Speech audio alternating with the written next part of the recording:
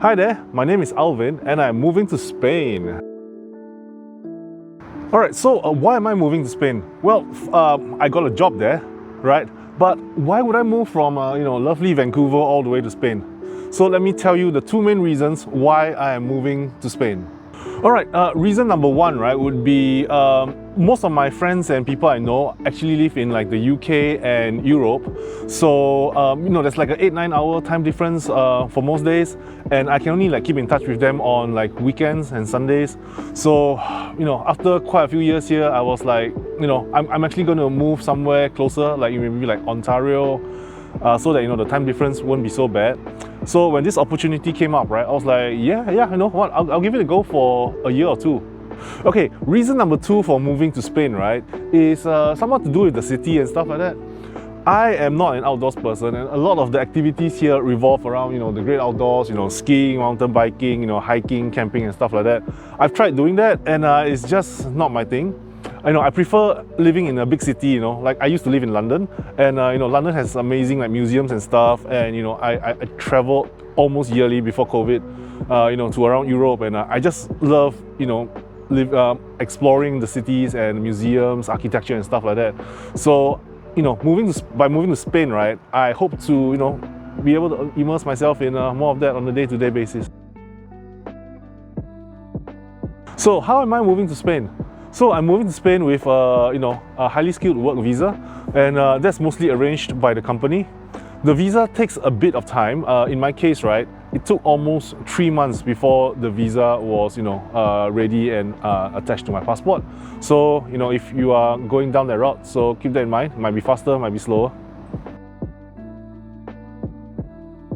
Now, moving to a new country is quite a big endeavor. So I came up with a list of points that why I am looking forward to the move, and some points that I am very concerned with the move. Alright, so as mentioned before, right, the time zones are going to be very similar to that of my friends and people I know. So like for me, that is like the number one awesome thing. Next, right, in Europe, there's so many events and stuff that I'm really looking forward to. For example, FMX Stuttgart, Superbooth, Modular Day, Barcelona, tons of music festivals, and the travel opportunities in Europe. You can explore them for your whole life.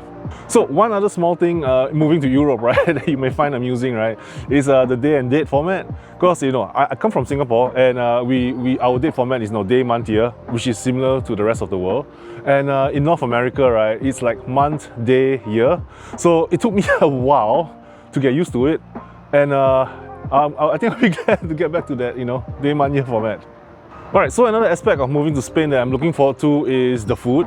So, I've been watching a lot of Spain Reviewed, the YouTube channel, and oh my god, like the food there seems to be quite affordable and just looks amazing, and I'm just looking forward to it. I can't wait to try my first paella, so oh yeah. So, museums. Museums are like one of my guilty pleasures, especially art museums. Like, I love modern art, and every year I would like go to the Tate Modern in London. So now, once I move to Spain, right, I'll have easy access to a lot of the other museums around Europe. Like Amsterdam, they've got the Stedelijk Museum. Oh my god, I just went there in was it May? Yeah, I went there in May, right? Oh my god, I just loved it.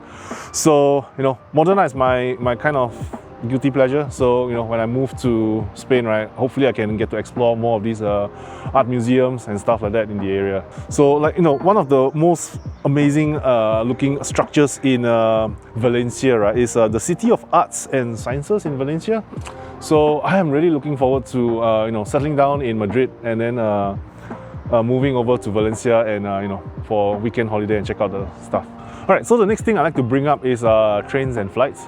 Like in Canada, right, like the domestic flights are actually quite expensive. A flight from here to like Toronto, right, sometimes can be almost the same price as a flight from here to Europe. It's like, what? So yeah, I'm looking forward to flights in Europe because they are like, especially with low-cost airlines, they're really, affordable. And trains, of course, trains are amazing in Europe. I haven't actually had much experience outside of, around Germany, Netherlands, UK. These are the areas that I usually explore when I'm touring there, and the train network there is like amazing. So it's not the cheapest, but getting from place to place on a train without the drama of flying on an airplane and stuff like that is just, yeah, I can just sleep, and just get there without any drama of, oh my god, security checks, boarding and stuff like that. So I am looking forward to that. And Spain supposedly has like really good high-speed rail between Madrid and the rest of the other cities. So I'm looking forward to that. Next, I'd like to speak on the public transport. Madrid seems to have a really awesome public transport system on par with the rest of Europe. So I'm really looking forward to that. So the next point I'm bringing up is car insurance. Car insurance in Europe seems to be really affordable. Some of the people I know, right, they're only paying like a few hundred euros a year for their car insurance. When I was driving, right, I was paying like several hundred a month. So on the off chance that I get a car in Madrid, which I don't think I will, I'm looking forward to having a much more affordable insurance instead of paying like 1/5 of the price of my car every year. So the next point I want to bring up is synthesizers. Okay, so probably 99.99% of the people who have viewed this video will not care, but synthesizers are slightly cheaper in Europe, which is like, yeah, for people who are interested in synthesizers. I think the only brand I've seen so far that is actually more expensive in Europe is Intelligel, and that's because Intelligel makes their products here in Vancouver. Now, the next topic I'd like to talk about is annual leave. So in this part of Canada, right, in BC, there's only like 10 days of annual leave, which is a bit low compared to countries I worked in like Australia and UK, right, which provide 20 days the moment you join the company. Not to mention in UK, right, when I was working in UK, I actually got 1 day of leave for every year that I work in the company, so it kind of adds up. In Spain, it's 22 days of annual leave, so I'm looking forward to taking the time off. Alright, so I have some concerns before moving to Spain, right, and let me discuss some of them. Okay, so the most important concern I have, right, is of course the language. Spain speaks Spanish, and I only speak English and passable Mandarin, so that's very worrying, as a lot of like anything you need to do with the government or cooking up power, you probably need to do it in Spanish. So on my end, I'm actually learning with a few apps. For example, I'm learning Duolingo and the Michael Thomas course, trying to build some skills there. And I've also signed up for Spanish lessons online, so it's like one-to-one with a teacher. So I'm looking forward for that to start. And there's another aspect in Spain that I still need to research more, right? There are people who will be intermediaries for you. I believe they are called gestors. I'm not sure if I mangled the pronunciation. And if you need to do stuff like sort out your driving license and stuff like that, they can help you with the forms and speaking to the official people and stuff like that. So I'll let you know more in further videos. Subscribe if you want to find out more. And the next thing is the heat. I've been living in Canada for like 7 years, or yeah, and I'm just like so adapted to the cooler weather here in Canada. So recently the heat waves in Spain, right, is like 40 degrees Celsius or more, right? I'm like, oh god. Like Canada, this part of Vancouver, right, we recently had a heat wave and it only hit like 30, 31, and oh my god, I was like dying. All right, so I'll just have to adapt, I think. I mean, I've worked in Australia before, and Australia in winter, right, it gets to like 40 something, and I survived that. I even survived that in a rental apartment without air conditioning. So hopefully I'll be able to find a place with air conditioning in Madrid, and hopefully I can survive there. Okay, so one other aspect is culture, which is slightly worrying. I don't drink and I'm not interested in football. So like, I'm kind of allergic to alcohol, so can't really drink. And hopefully that won't be too big of an issue, when hanging out with co-workers, colleagues, or meeting people outside. So that's one aspect. And football, I'm just not really interested in football or sports in general, really. So yeah, we'll see about that, So there are also smaller, like nitpicky issues, right, that I read on the web, like stores being closed on Sunday and stuff like that. So basically, you can't do shopping on Sunday.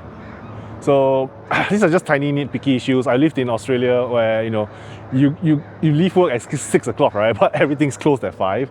And I lived in like a small suburb, half an hour away from Adelaide.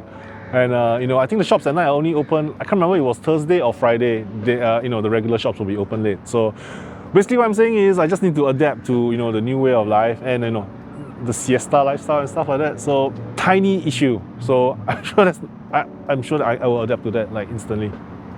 Oh yeah, I forgot to mention when I was talking about the cars, right? Petrol in Europe is like supremely expensive. Last I checked, it was about like, you know, 190 euros per liter of petrol. So it's like crazy expensive compared to here in Canada. So I'm not going to be driving, but that's a major point if I'm actually going to be living further out from Madrid and stuff like that. All right, so another issue of concern, right, is retirement. So in Canada, right, when you work for a company, right, depending on the contract you're offered, you will actually get this thing called RRSP matching. So RRSP is the Registered Retirement Savings Plan. So, you know, you can contribute, say, 10% to the plan. And depending on the contract you have with your company, right, they might actually match your contribution, maybe more, maybe less. So let's say I put like, 10% of my, pay into the account every month. And, the company will match another 10% every month. And the nice thing about this account, right, is you do not get tax until you withdraw the money from the account. So usually what you do is, you and your employer will contribute money to the account for, 10 years, 20 years. And then once you are, retiring, right, or retired, you can pull the money out. So when you are retired or retiring, when you're retired, right, the amount of tax you pay is going to be much less. So, you're going to be taxed less on your investment income, or the investments that are held inside the RRSP. So that's one thing I don't actually have, I don't know what's the equivalent in Spain. So in Spain, right, I think you need to work for like 15 years to get a pension or something like that, a part pension.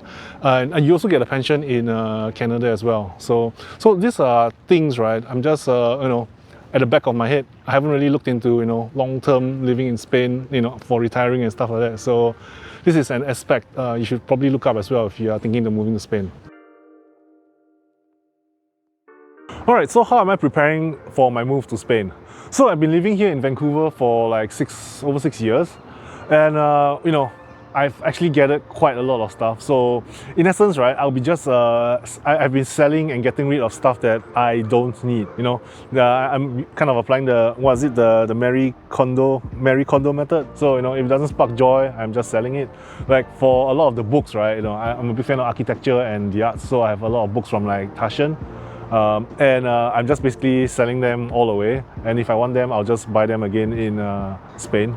Other issues I have concerns for, right, are like, what's going to happen to my phone number here in Canada when I move to Spain, because most of our phones are used for like two-factor authentication, 2FA, and I need to sort that out. So I found ways to get around that, but I'll post another video after I'm sure that those ways actually work. I've also had to spend a lot of time with the banks and other financial institutions, right, to clarify, hey, what do I need to do before I actually move abroad? Do I need to close my account? Do I need to, how am I going to update my address and stuff like that?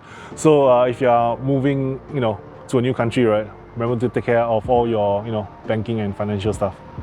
So one final aspect is making sure that my mail gets redirected to Spain. It's like I don't really get much physical mail, but just on the off chance, right, the CRA, which is the tax agency here, sends me stuff, I want to be able to pick it up. And with that, I think I will be bringing the video to an end. Thank you very much for hanging around, and if you'd like to see what's going to happen on my journey through Spain, please drop me a subscribe and I will drop more videos in due time. Alright, hope you have a good day. Hasta luego!